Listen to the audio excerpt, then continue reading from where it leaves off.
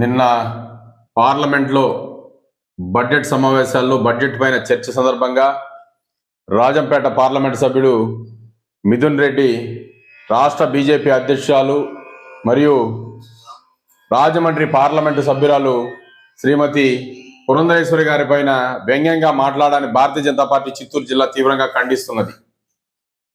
మీరు బడ్జెట్ మీద చర్చ జరిగేటప్పుడు బడ్జెట్ గురించి చర్చించాలి. అలా కాకుండా మా రాష్ట్ర వైద్య ఆరోగ్య శాఖ మంత్రి గారి మీద అసత్య ఆరోపణలు చేశారు.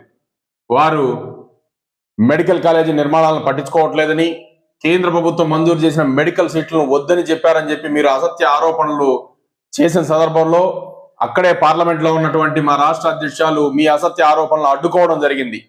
ఈ సందర్భంగా మీరు రాష్ట్ర అధ్యక్షులు పురంధరేశ్వర గారి మీద వ్యంగ్యంగా అనుచిత వ్యాఖ్యలు చేశారు.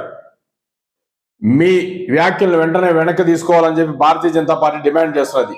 అయ్యా మిథున్ రెడ్డి గారు, మీరు రాజకీయ జీవితాన్ని అవినీతితో, అక్రమాలతో, దోపిడీలు, దౌర్జన్యాలు, దందాలతో ప్రారంభించారు. ఈరోజు మీరు రాష్ట్రంలో జరిగిన లిక్కర్ స్కామ్ లో మీరే కింగ్ పిన్ అని తేలడం జరిగింది.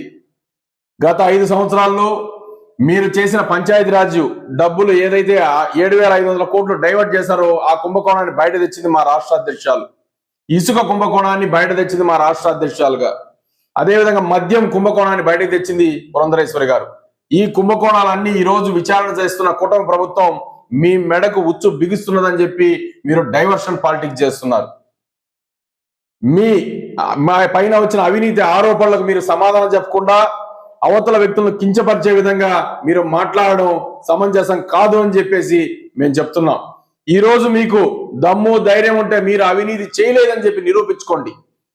మీరు ప్రభుత్వం మారిన వెంటనే కృష్ణపట్నం పోర్ట్ నుంచి షిప్పుల్లో మేము మిషనరీ పంపిస్తున్నాం, సౌత్ ఆఫ్రికాలో మాకు కాంట్రాక్టులు వచ్చిందని చెప్పారు. ఎక్కడ వచ్చాయి మీకు సౌత్ ఆఫ్రికాలో కాంట్రాక్టులు? 5 ఏళ్లుగా మీరు రాష్ట్రంలో దోచిన 1,000 కోట్ల రూపాయల నోట్ల కట్టలని కంటైనర్ల కేసి మీరు షిప్పుల్లో మిషనరీ ముసుగులు పంపించడం ప్రజలకు తెలియదా? ఇవన్నీ త్వరలో రాబోతున్నాయి. మీరు కబ్జా చేసిన అటవీ భూముల్లో భాగోతం బయటపడింది. అదేవిధంగా లక్ష్మీ నరసింహస్వామికి సంబంధించిన భూములు మీ బినామీల పేరు మీద ఈ రోజు పెట్టారు.